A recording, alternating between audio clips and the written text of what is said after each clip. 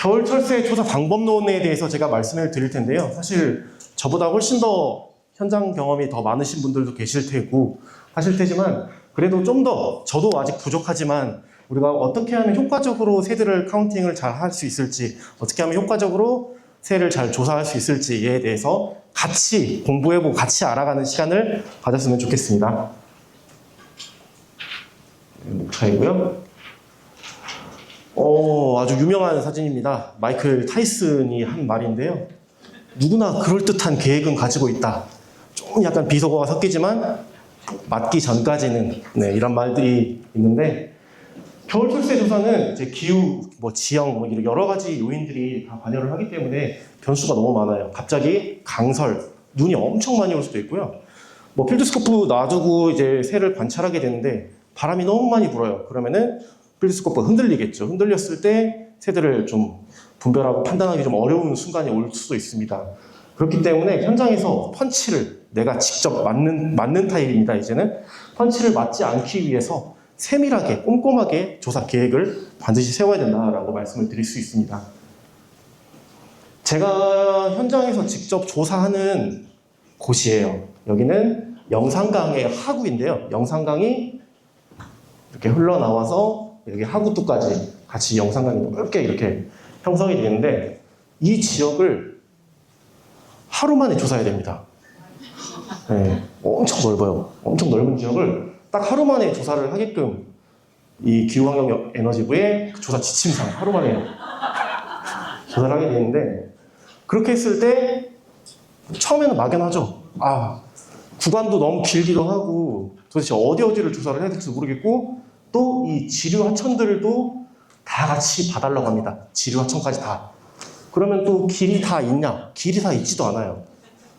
처음에는 그래서 딱 그 해당 조사 지점을 받고 어떻게 해야 되지? 막막하지만 그래도 나름의 계획을 세워봅니다. 이렇게 한 5군데 정도 크게 나누어서 새들이 진짜 많이 온다 생각되는 곳 아니면은 과거 문헌 자료를 통해서 새들이 많이 온다고 알려진 곳을 위주로 해서 조사 계획을 잡게 되는데요. 넓은 범위, 이렇게 넓은 범위가 되어 있으면은 세부적인 지점보다는 권역 형태로 비교를 해주는 게 가장 좋습니다. 또한 핵심 서식지, 방금 말씀드렸듯이 기존에 많이 오던 곳을 반드시 제가 다 파악을 해야 되고 그곳을 반드시 빠뜨리지 않고 조사를 해야 되고요. 조사자의 변경이 있을 수 있어요. 작년까지는 누가 조사를 했는데 올해부터는 누가 조사를 해야 돼. 근데 작년 조사자와 올해 조사자의 이거는 실력의 문제가 차이가 아니고요. 지점, 조사하는 장소가 달라버리면 새들의 군집이 달라질 수가 있습니다.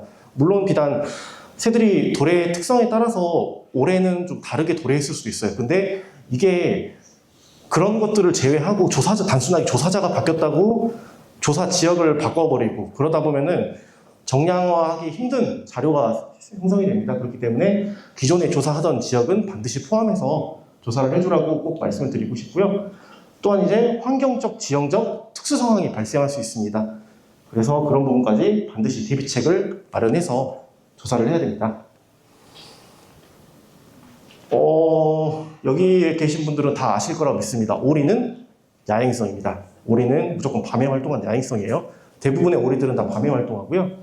기러기는 주행성입니다. 그래서 아침, 저녁으로 이 친구들이 날아다녀요. 아침에도 오리들, 기러기들 많이 날아다니고 저녁에 해질 무렵 되면 엄청나게 날아다니죠. 왜 그러냐? 오리들은 이제 낮에 하루 종일 물에서 쉬다가 밥을 먹으러 농경지로 나가는 거고 기러기들은 하루 종일 논에 있다가 쉬러 물에 들어오는 상황입니다. 이런 것들을 반드시 조사자가 파악을 하고 있어야겠죠. 왜냐? 우리들은 겨울 철새를 조사를 할 때는 보편적으로 날아가는 새들을 조사를 하지 않습니다. 하늘에 있는 새들 세기도 어려울 뿐더러 동정하기도 어렵고요. 그 다음에 이 친구들이 과연 어디에 주로 서식하는 종들인지를 파악하기 되게 어려워요. 중간에 지나가는 길목일 수도 있고요.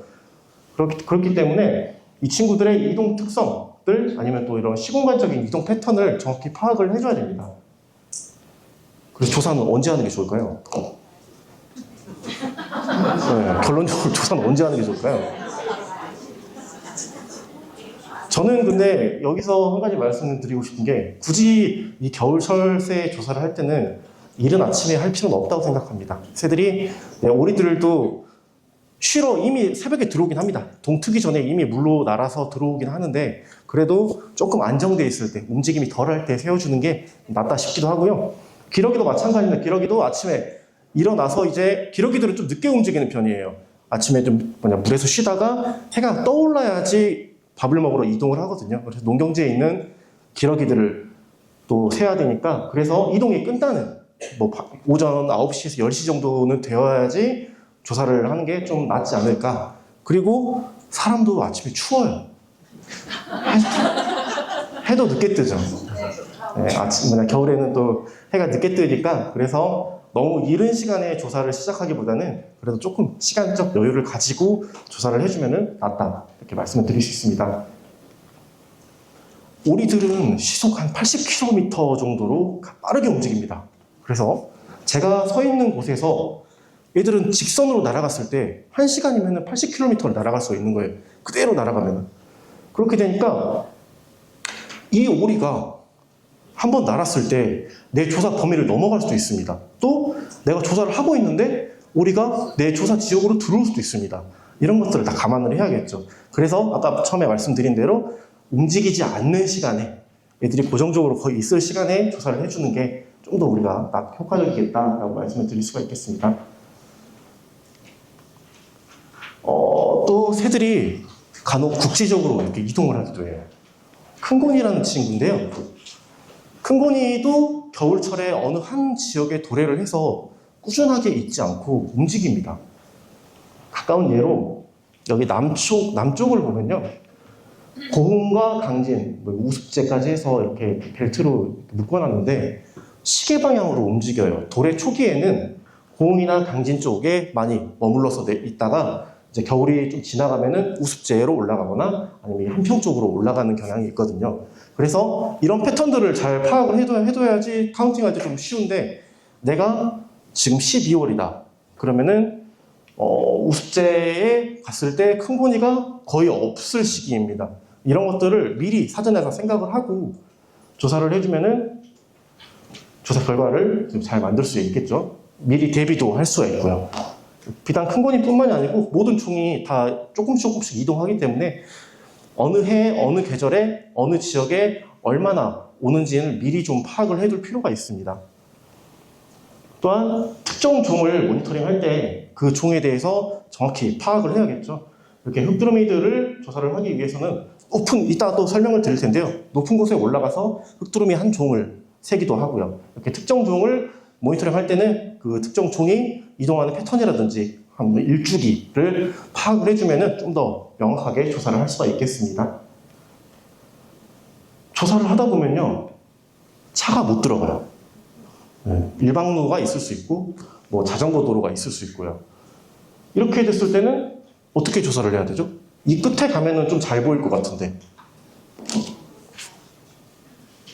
그냥 지나칠까요? 추운데 못 들어가. 사실 옷 입어야 되고 필드스코프 또 메고 가야 되고 또 카메라도 메고 가야 되고 쌍안경도 목에 다시 매야 되고 차에 다 놔뒀다가 다시 다 짊어지고 걸어가야 되는데 이럴 때는 어떻게 해야 되죠? 네? 뭐라고? 네? 다들 의견이 제각각이세요. 그러니까 이런 것들을 미리 파악을 해야 됩니다. 내가 분명히 지도상으로 봤을 때는 여기서 보면은 가장 넓게 잘 보일 것 같은 데가 있습니다. 대부분 사람들이 지도를 보고 가시니까요. 내비게이션을 볼 수도 있고. 근데 갔더니 이렇게 못 들어가는 상황이 많이 발생하거든요. 이런 것들을 대비를 잘 해야 됩니다.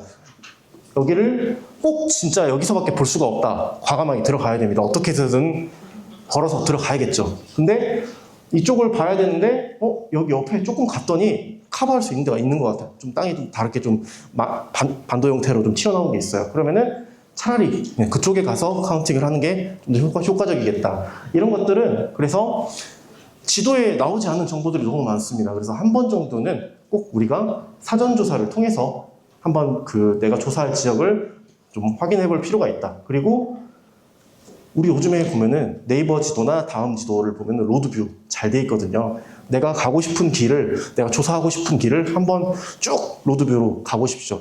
로드뷰는 차가 들어갈 수 있는 길만 갈 수 있습니다. 그래서 로드뷰가 못 들어가는 길들은 차가 못 들어가는 길이다 라고 생각을 하시고 그렇게 대응을 하시면 될 것 같습니다.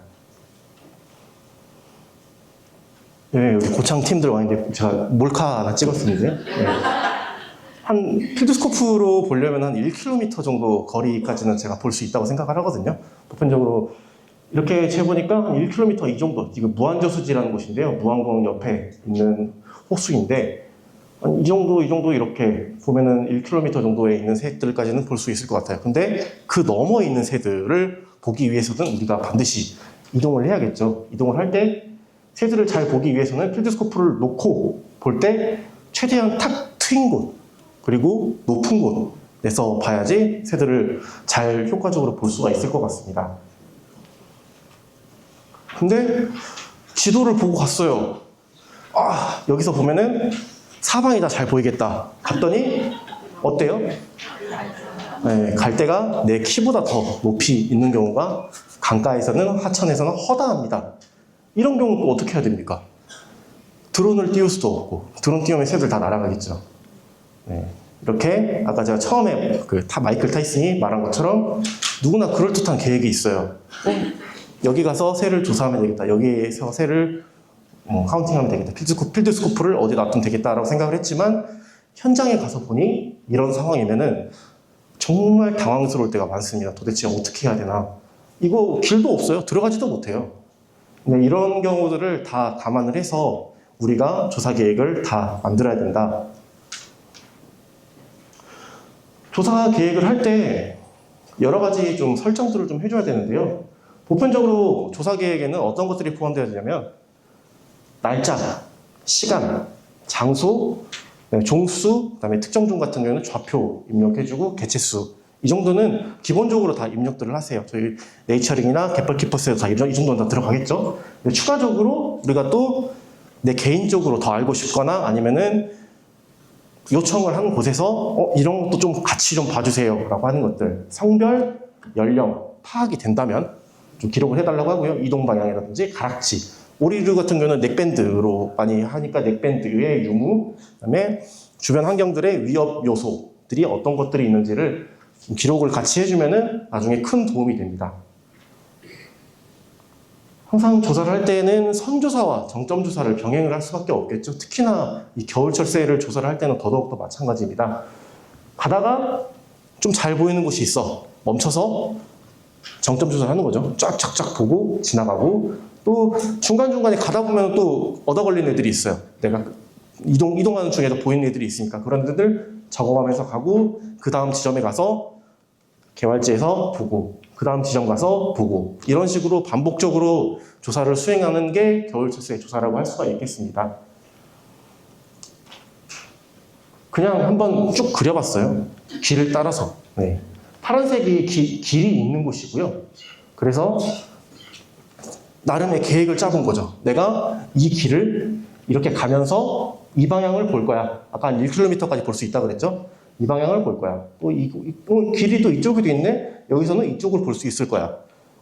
여기도 길이 있다. 그래서 이쪽을 볼 수 있을 거야. 그러면은 이 호수 하나를 다 이 정도로 다 커버를 할 수 있겠다라고 생각을 하고 조사를 하러 가는 거죠. 근데 보편적으로 아까 보면은 여기에는 갈대가 엄청 많이 있습니다. 이쪽에는 갈대가 많이 있고 이쪽에는 공사장이 있어요. 현장에 가면은. 그리고 이쪽에는 태양광 시설이 있습니다. 사실 임의로 이렇게 제가 표현을 하긴 했지만 현장에서는 전혀 거의 쓸모가 없을 때가 허다합니다. 그래서 꼭 현장에서 쓸 수 있는, 현장에서 적용이 가능한 조사 동선을 자기 나름대로 머릿속에 꼭 생각을 해야 된다. 그리고 이러신 분들도 있더라고요. 내비게이션에다가 자기가 조사해야 될 곳, 조사 지점을 다 주소를 기록해서 그 다음 지점 가시는 분들이 있어요. 근데 우리나라 내비게이션의 가장 큰 단점이 주소로 되어 있습니다. 주소로 되어 있다 보니까 만약에 내가 여기 이 지점에서 조사를 하고 싶어요. 내비게이션에 딱 여기를 찍었어요. 근데 어디로 안내해 주냐? 막 여기로 안내해 주거나 여기로 안내해 주거나. 내비게이션은 잘못이 없습니다. 왜냐? 저기는 다 동일한 주소니까요.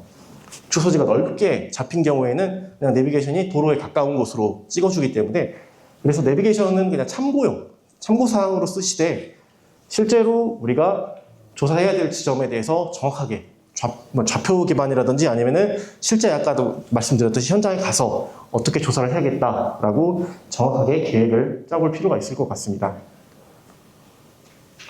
자, 이제 흙두루미를 세려면은 이렇게 땅에서 세는 게 효과적일까요? 위에서 세는 게 효과적일까요? 네. 이렇게 움직임이 크지 않은 겨울철새는 보편적으로 높은 곳에서 아래를 바라보고 세워주면은 가장 좋습니다. 왜냐? 뭐 다들 아시다시피 옆에서 세면은 몇 마리인지 쉽게 잘 모르겠죠? 근데 위로 올라가면은 아무리 많아도 좀 카운팅하기가 좀 편리하다. 그래서 좀 겨울철새를 카운팅하실 때는 항상 높은 곳을 찾아서 조사를 하면은 좋을 것 같다라고 말씀을 드릴 수 있을 것 같습니다. 평면의 한계성이라고 했는데 사실 지구가 둥글잖아요. 둥근데 우리가 그 둥근 멀리 지평선까지 있는 새들을 볼 수는 없습니다. 거의 뭐 구조물도 그렇고 그 정도 되면은 새들이 동정도 안 될 뿐더러 우리가 볼 수 있는 영역을 넘어서기 때문에 평면의 한계성이라고 표현을 했지만 그래도 네, 항상 높은 곳에서 볼 수 있도록 해야 되겠다라고 말씀을 드릴 수 있고요. 때에 따라서는 바다가 있는 경우도 있습니다. 바닷물이 근데 만조라고 해도 똑같은 다 만조가 아니더라고요. 어느 지역은 물이 이렇게 왼쪽에서 오른쪽으로 들어오는 경우도 있고 어느 지역은 반시계 방향으로 들어오는 경우도 있습니다. 물때가 만조가 오늘 이쪽이 몇 시였는데 대충 예상이 되는 거죠. 물이 어떻게 빨리 들어차는지 알 수가 있으면은 조사 동선을 잡기가 용이합니다. 물이 들어오는 방향대로 가야겠죠. 내가 물을 이겨버리고 역행을 하면은 조사의 타이밍을 다 놓칠 수가 있습니다. 그렇기 때문에 내가 조사하고 싶은 현장에 대한 물때 정보도 정확하게 파악을 해서 조사 동선을 짜는데 도움을 많이 받을 수 있을 것 같습니다. 여기는 군산 쪽에 있는 조사 지역들인데요. 그 국립생물자원관에서 겨울철 동시 센서스를 하는 지역들을 제가 표기를 해봤어요. 뭐 동진강, 만경강, 옥구조수지, 옥녀조수지, 금강하구, 금강호 이렇게 있는데 새들은 사실 아까 제가 말씀드렸죠. 오리들은 시속 한 80km 정도로 빠르게 날아갈 수가 있습니다. 이 친구 여기 있다가 여기 날아가는데 30분도 안 걸려요. 금방 추룩 날아갑니다. 그래서 조사지가 인접한 경우에는 해당 조사지의 그 사람들과 조사 일을 맞추는 것이 좀 더 효과적입니다. 특히 가창오리 아까 오다 보니 가창오리 금강호에 들어와 있더라고요. 가창오리 같은 경우는 좀 특정종이다 보니까 특히 더더욱더 서로 말을 해줘야겠죠. 어디 지역에 지금 가창오리 무리가 있으니까 참고해달라. 그러면은 내 지역에도 있는데 그러면은 거기도 지금도 있나요? 그러면은 네 여기도 있습니다. 그러면은 다른 개체군으로 생각을 하고 카운팅을 할 수가 있겠죠. 근데 아까 저기 금강호에 가창오리가 있었는데 날아갔어. 근데 이쪽에서 동진강에 가창오리가 생겼어요. 그러면은 해당 그 조사자들끼리 연계를 해서 걔들이 이쪽으로 왔겠네요. 그러면 제 쪽에서는 카운팅을 하지 않겠습니다. 중복 카운팅이니까. 이런 식으로 조사자들끼리 서로 인접한 조사자들끼리는 연락처를 교환을 해서 조사 일도 맞추고 특정 종 같은 경우에는 그런 이동하는 것들에 대해서 연락을 해주면 좀 더 좋을 것 같습니다. 또 몇 마리 안 오는 새들이 있어요. 우리나라에 아까 회색머리 집박이도 말씀하셨는데 특히나 그 맹금류들 매우 이동 패턴이 넓다 보니까 특히 검독수리, 흰꼬리 수리 이런 친구들 사실 100%는 아니지만 어느 정도는 조금의 차이는 느껴지거든요. 어린 새인지 아니면 성조인지 이런 것들도 포함해서 특히나 그런 새들은 더더욱 더 같이 공유를 해볼 수가 있겠죠. 여기에 검독수리 어린 새가 3마리가 같이 날아가던데 혹시 그쪽 방향으로 가면은 카운팅하지 말아주세요. 제가 기록하겠습니다. 이런 식으로 조사자들끼리 꼭 연계를 해주시면 중복 카운팅도 방지하고 좋을 것 같습니다. 해당 조사 지역의 사전 정보를 알아볼 수가 있어요. 기후환경에너지부 환경부 디지털 도서관에 들어가면은 국립생물자원관 라인에 자료 검색을 할 수가 있습니다. 여기 들어가서 보면은 내가 조사하고 싶은 지역, 조사를 해야 될 곳, 대한 정보가 매년 업데이트되고 있습니다. 그래서 겨울철까지만 검색을 해도 정보가 엄청 많이 나오고 이북으로 바로바로 열리거든요. 그래서 조사 지역에 대해서 사전 정보를 반드시 습득을 하면 좋을 것 같습니다. 또한 이제 포털에서 철새 지리 정보라고 검색을 해볼 수가 있어요. 이렇게 검색을 하면은 1999년도부터 모든 자료가 다 올라와 있습니다. 그래서 동시센서스 또는 여기에 도요조사도 다 올라오거든요. 뭐 동시센서스, 도요물대세 조사를 클릭을 해서 원하는 지역을 클릭을 하고 관찰 기간을 설정을 해서 정확하게 이제 순서대로 눌러줘야 돼요. 이게 중간에 하나라도 빼먹고 검색을 누르면 작동하지 않습니다. 그렇기 때문에 위에서부터 차근차근 해서 검색 누르면은 이렇게 색깔이 바뀌면서 어느 한 지점에 동그라미가 표현이 됩니다. 그러면 그 동그라미 안에 이런 개체수가 쫙 나와 있고요. 그리고 엑셀로도 다운받을 수 있어요. 옆에 보면은 엑셀로 다 제공을 해주거든요. 엑셀 다운로드가 있거든요. 그러니까 조사 기록을 내가 조사하고 싶은 지역 아니면 내가 알고 싶은 지역을 미리 찾아보고 조사하러 가는 것도 매우 좋을 것 같습니다. 또 사전 조사를 통해서 종별 출현 지점을 예측할 수가 있습니다. 아까 그 환경부 자료에서 봤더니 뭐 황새라든지 아니면 정어새가 자주 보이는 곳이다. 그러면은 걔네들은 항상 다리가 물에 빠지지 않는 어느 정도 수심이 낮은 곳을 선호하니까요. 뭐 그런 지역을 한 번쯤은 더 눈여겨볼 수 있겠죠. 매년 오던 곳이면은 올해도 있겠구나라고 볼 수가 있고, 또 사전조사, 내가 로드뷰를 따라가다 보니까 약간 절벽 같은 게 있어요. 아니면 채석장이라든지 이런 곳이 있으면은 수리봉이가 있는지도 지나가다가 한번 쓱 그냥 확인을 해볼 수가 있겠죠. 그 다음에 사전조사에서 도요류의 기록이 있다. 뭐 겨울에도 겨울에도 월동하는 도요들이 있으니까요.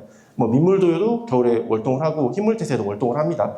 근데 그런 친구들이 사전조사에 나왔다. 그러면은 주변에 바다가 있을 수 있구나. 그러면은 조석을 맞춰서 내가 그 친구들까지 같이 짬내서 커버를 해봐야겠다. 이런 식으로 조사 계획을 세우는데 좀 도움을 줄 수 있을 것 같습니다. 보이시나요? 네.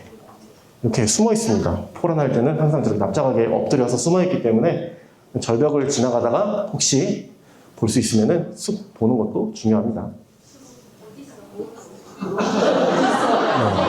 어디 있냐고요? 말하면 보여요, 이제. 귀, 얼굴. 이제 말할 거. 네, 말하면 보여요. 약간 좀 팁이 있는데요. 꿀팁이 하나 있는데, 수리봉이가 사는 절벽은 언제 어느 때 가도 배설물이 남아 있습니다. 절벽에 똥자국들이 있기 때문에, 그래서 똥자국이 있으면은 수리봉이가 있을 수 있겠다. 찾아봐도 좋아요. 근데 이 친구들은 누구나가 다 알듯이 유명하게 먹이를 저장하는 곳이 따로 있습니다. 네, 그렇기 때문에 그 절벽이 단순하게 번식지가 아니고 그 옆에 절벽에서 번식을 하는데 그냥 먹이 창고로 쓸 수도 있어요. 그렇기 때문에 한번 쑥 보고 없으면 옆 절벽에서 번식하나 보구나. 근데 그 분명한 거는 그 근처에는 살고는 있다라고 체크를 해볼 수가 있고요. 그리고 새들을 둥지를 찾을 때 여기도 깃털이 펴 있죠. 새들은 이 배 포란반이라고 하는데요. 알을 품을 때 가운데 배에 있는 깃털이 빠져요. 그 깃털이 그 둥지 주변에 많이 붙어 있습니다. 그래서 깃털들이 좀 붙어 있다 그러면은 이 수리봉이 다른 새들도 원앙도 마찬가지고 원앙이 사는 구멍도 그 출입구에 깃털이 많이 붙어 있습니다. 왔다 갔다 하다 보니까. 그런 것들로도 새들이 살고 있구나, 아니다 라는 것도 알 수가 있습니다. 개체수를 카운팅을 해볼 건데요. 혹시 세보시겠어요? 너무 많아요. 일부러 가창오리 가지고 왔는데 많습니다. 네. 저도 당장에 그냥 한눈에 세라면은 사실 세기가 어려워요. 근데 우리가 이런 것들을 세려면 어떻게 세야 될까요? 어떻게 세는 게 효과적일까요? 각을 잘라서. 네, 잘라서. 네, 잘라서 셀 수도 있고. 다 제각각이시죠? 네. 자기만의 노하우가 있는 거예요. 네. 현장에서 이것도 습득을 다 해야 되는데 이렇게 날아가고 있으면 더 힘듭니다. 네. 이동을 하고 있는 상태에서는 거의 좀 예측 비슷하게 할 수밖에 없는 거고, 그래도 그나마 앉아 있으면은 그나마 좀 색이 편한데, 카메라로 사진을 찍어서 나중에 집에 와서 좀 자세히 세볼 수도 있고, 현장에서는 이렇게 많은 경우에는 뭐 100단위, 1000단위 이렇게 세어보기도 하고 10단위도 세어보기도 하고요. 그래서 몇 번씩 세어보는 게 좋을 것 같아요. 몇 번 세어보고 내가 처음에 한 1000마리라고 셌어요. 근데 두 번째 다시 한번 보니까 2000마리야. 너무 차이가 커. 그럼 또 한 번 셉니다. 한 1700마리 됐어요. 다시 한번 셉니다. 또 1650마리가 세졌어요.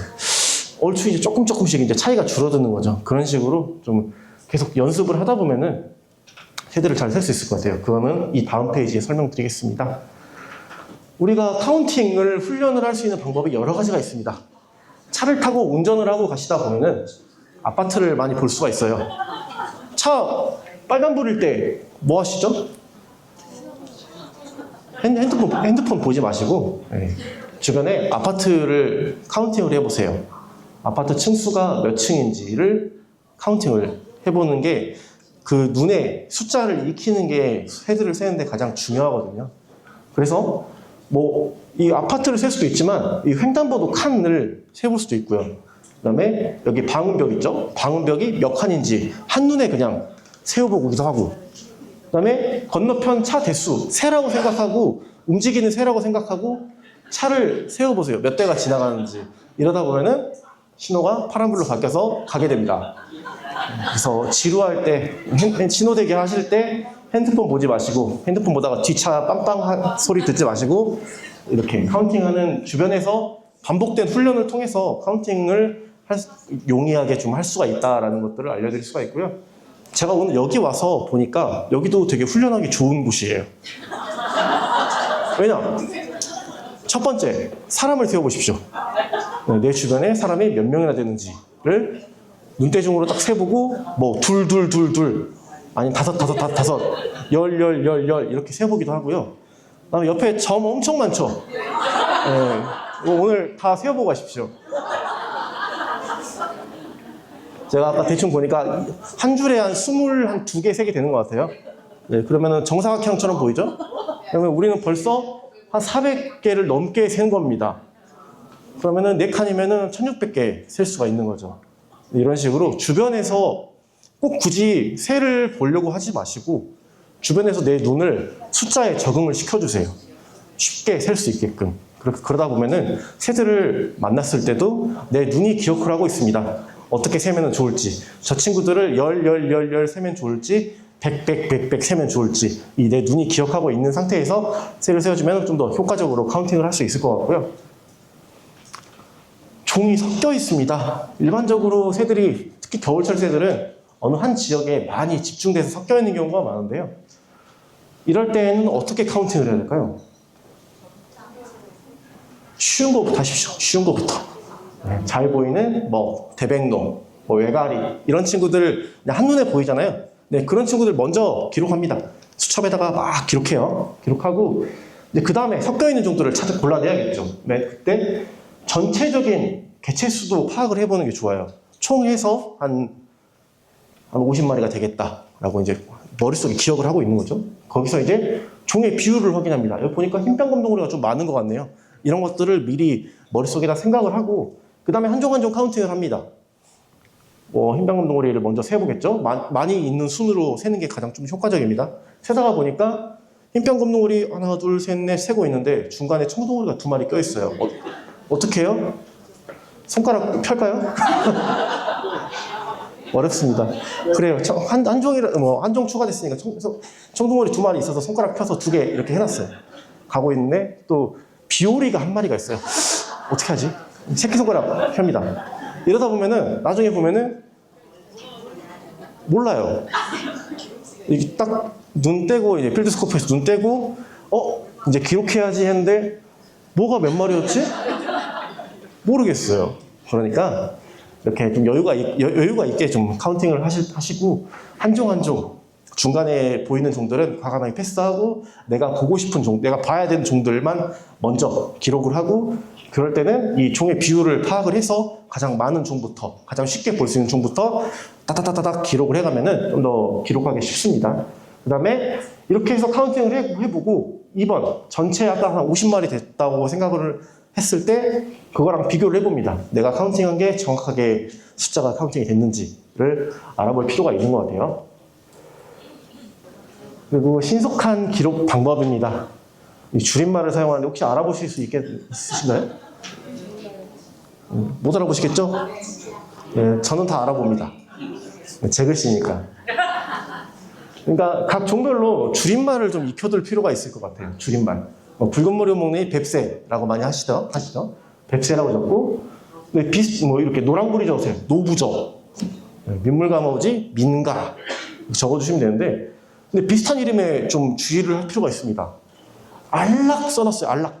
여기 이 글씨 이거 못 알아보시겠지만 안락이거든요. 네, 안락이에요. 안락. 안락 7마리 적어놨어요. 7은 보이시죠? 안락 7 적었는데 이게 안락울인지 안락할미새인지 안락꼬리 마도요도 있을 수 있고요. 이거 뭐지? 모르는 경우가 있습니다. 그러니까 꼭 이런 표현은 주의를 해서 나중에 헷갈리지 않도록. 분명히 근데 제가 적었고 제가 그날 정리를 하면은 저는 알 수 있습니다. 근데 저도 제 글씨임에도 불구하고 한 일주일 지나면은 헷갈려요. 모르겠다. 그래서 이런 것들을 헷갈리지 않게 좀 잘 적어놓는 게 중요하고요. 이거 정말 많이 제가 항상 강조하는데 흰뺨 검동오리, 흰뺨오리. 흰뺨 검동오리는 안 헷갈리게 흰검이라고 많이 해주시는 게 좋겠죠. 근데 흰뺨 검동오리를 흰뺨이라고 적어놨다. 그러면은 혹시 대리로 아니면 그 정리해 주시는 분이 또 따로 정리를 할 때 흰뺨오리구나 하고 적을 수도 있어요. 그러면은 카운팅이 아예 달라지는, 종이 아예 달라지는 상황이 생기는 거죠. 그러니까 이런 것들을 좀 주의를 해서 악필은 괜찮습니다. 나만 알아볼 수 있으면 꼭 이렇게 정리할 때 현장에서 수첩에 적으실 때 이런 쉽게 빨리빨리 적는 방법들을 본인 스스로가 좀 노하우를 익혔으면 좋을 것 같아요. 아시죠? 불부갈 뭡니까? 붉은 불이 갈매기, 맷비, 그렇죠. 노턱, 말똥, 삑삑, 찌르, 건머방, 큰복각. 흰목은 뭘까요? 좋습니다.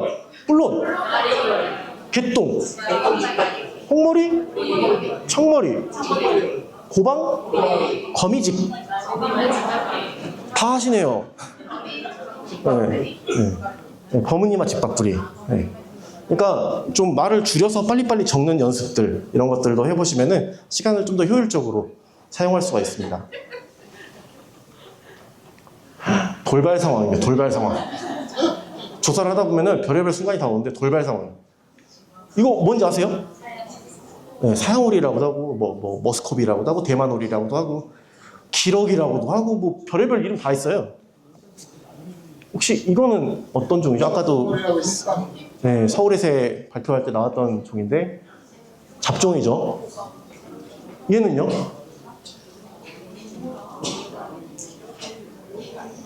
거위.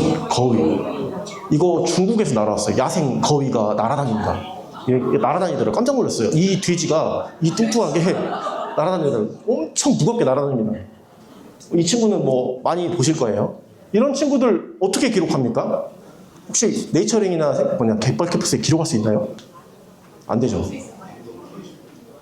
어떻게 해야 되죠? 교잡종. 고민스럽습니다. 근데 이렇게 페이스북이요?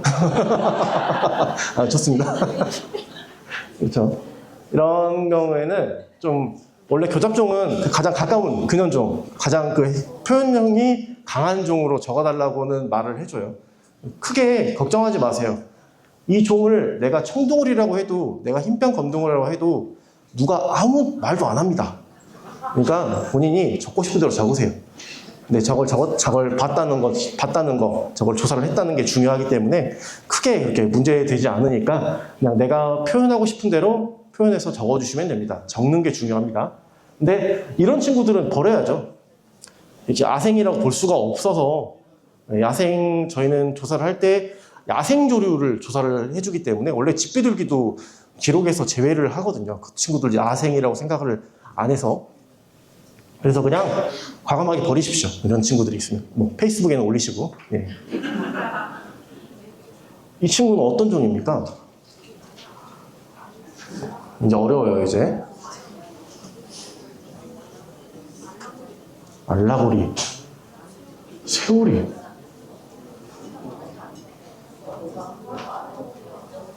헷갈리시죠?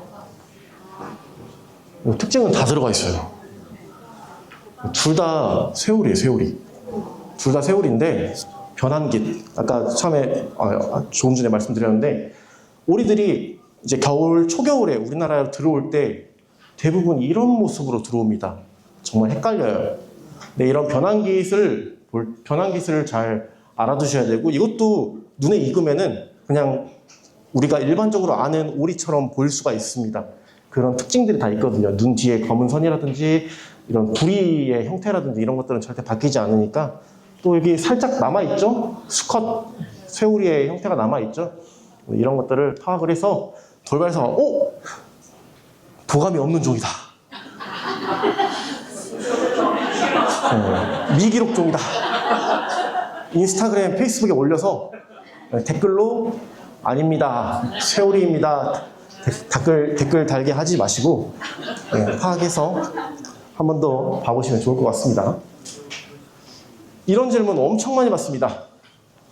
이게 보가 있죠. 승촌보라는 곳인데요. 영산강에 있는 보예요. 보 위에 이렇게 새들이 앉아 있습니다. 조사 구간이 여기서 나뉘어요. 기후환경에너지부에서 여기는 영산강 중류라고 하고요. 여기는 영산강 상류래요. 여기는 누가 적습니까? 저기는 누가 적어야 돼요, 이거는? 네? 상의해서, 좋습니다. 그래서 인접한 조사자와 상의하는 게 되게 좋습니다. 근데 연락처를 몰라요. 어떻게 해요? 네, 기록해놓고 일단 적으십시오. 네, 내가 보이는 부분에 대해서는, 넘어가지 않는 부분에 대해서는 일단은 적으십시오. 일단 적고 뭐 이런 상황들을 좀 전달을 같이 해주셔도 되겠죠. 근데 그래서 조사를 할 때 기록을 빼는 것보다 일단은 조사를 해놓고 나중에 정리를 할 때 빼는 게 훨씬 더 효과적이기 때문에 항상 조사를 하면서 애매하네, 뺀다. 이것보다는 일단은 더 조사를 하자. 이 형태로 가시는 게 좀 더 조사하는 데 효과적일 것 같습니다. 갈대숲이 있다면 이런 종들, 놓칠 수 있는 종들에 대해서 좀 설명을 좀 드리려고 하는데 어떤 친구죠? 북방 검은머리 쑥새. 이 친구들도 많이 놓쳐요. 근데 갈대밭에 가면은 거의 항상 있는 종입니다. 그러니까 갈대밭에 뱁새, 참새만 보지 마시고 또 다른 친구들이 있는지 항상 봐주세요. 많이 놓치시는 종들이라 가져오고, 이 친구 스이노 오목눈이, 애들도 우리나라 전체적으로 우리나라 해안선 따라서 갈대에 다 붙어 있습니다. 뭐 동해, 서해, 남해 가리지 않고 많이 있는 종이라서 꼭 지나가다가 새가 갈대밭에 놀고 있다, 뱁새겠지 하고 넘어가지 마시고 그래서 자세히 보면은 이런 친구들도 다 만날 수가 있습니다. 논이 있다면 어떨까요? 네, 종다리 여기 잘 안 보이죠? 근데 얘들 특징이 땅바닥에 걸어다니기 때문에 정말 놓치기 쉬운 종들입니다. 근데 이런 친구들도 주변에 논이 있다, 지나가다가 그 정점조사 지역에서만 새들을 잘 관찰하려고 하지 마시고 가는 길에 논이 있다, 아니면 밭이 있다, 여긴 또 어떤 새가 있지 않을까 하고 창문 한번 열어보고 한번 쑥 둘러보고 또 가까이 잘 보면은 이렇게 종다리가 있는 것들도 기록해주면 되게 좋습니다. 오동정 사례를 좀 가지고 왔는데요. 이거 구분되시는 분? 자신있게 구분되시는 분 제가 선물 드립니다. 손 들고 말이에요, 손 들고. 자, 그러면은 투표로 갈게요, 투표. 오케이. 이거는 뭐예요, 이거? 다 의견 다른데? 통일해 주세요. 떼까마귀. 이 친구는? 까마귀. 이 친구는? 정답인데 너무 많은 분들에 맞춰 선물을 못 드리겠어요. 네, 정답입니다. 근데 다들 아시다시피 이 떼까마귀가 이 큰부리 까마귀나 까마귀로 혼동되기 되게 쉬워요. 겨울철에 특히나 이 어린 새들 같은 경우에는 이 머리 쪽이 튀어나와 있어가지고 큰부리 까마귀로 되게 오해받기 쉬운 종이거든요. 그래서 이런 부분까지 같이 종들을 잘 파악을 해두면은 오동종을 좀 줄일 수가 있습니다. 또 오동종 사례. 이 친구는요? 검은머리 갈매기. 이 친구는 붉은부리 갈매기. 어떻게 파악하셨어요? 와, 역시 전문가들. 역시 전문가들이십니다. 부리 길이 달라요. 예, 훨씬 부리 길이가 짧고 부리 길이가 길고 얇고 굵고 날개 밑 본다고 날개 밑 색깔 본다고 계속 기다리지 마시고 부리 보면은 정확하게 알 수 있습니다. 한국의 새나 이런 도감에는 날개 아랫면이 다르다고 나와 있어요. 근데 다르나요? 그렇게는 좀 보기가 좀 어렵더라고요. 그래서 나만의 동종 포인트 항상 머릿속에 넣어두시고 쑥 잠깐 지나가더라도 빠르게 볼 수 있게끔 나만의 동종 포인트를 종마다 다 가지고 있으면 되게 좋습니다. 이건 뭡니까? 비오리. 이거는요? 호사비오리. 땡! 다시. 바다비오리요? 바다비오리는 도감에 보면 목에 뭐 줄이 있고 이런 것 같은데 바다비오리요? 오케이, 그럼 얘는 다시 얘는 호사비오리? 비오리? 바다비오리?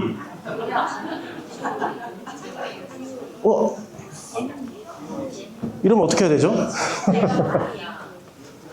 열심히 도감을 보셔야 됩니다. 이 친구들도 부리가 달라요.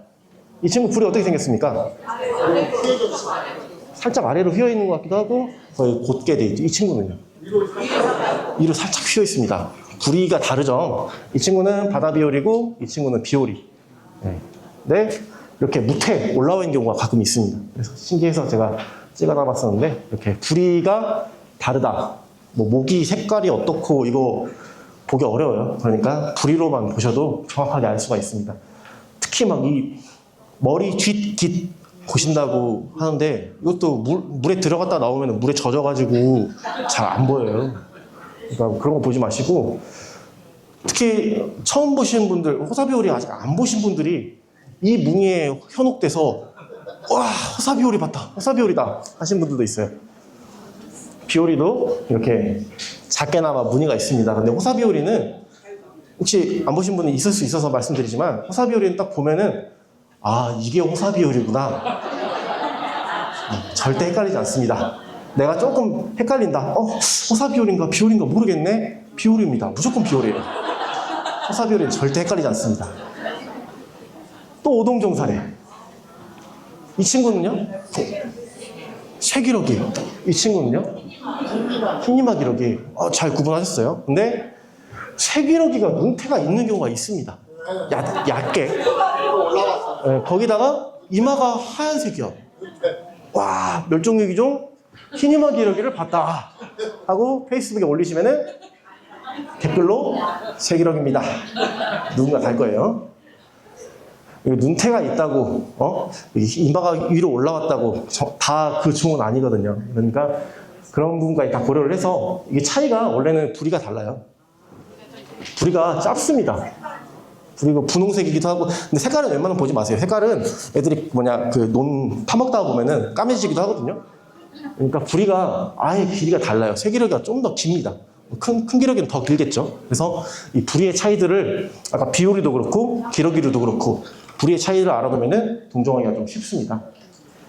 이 친구들은요?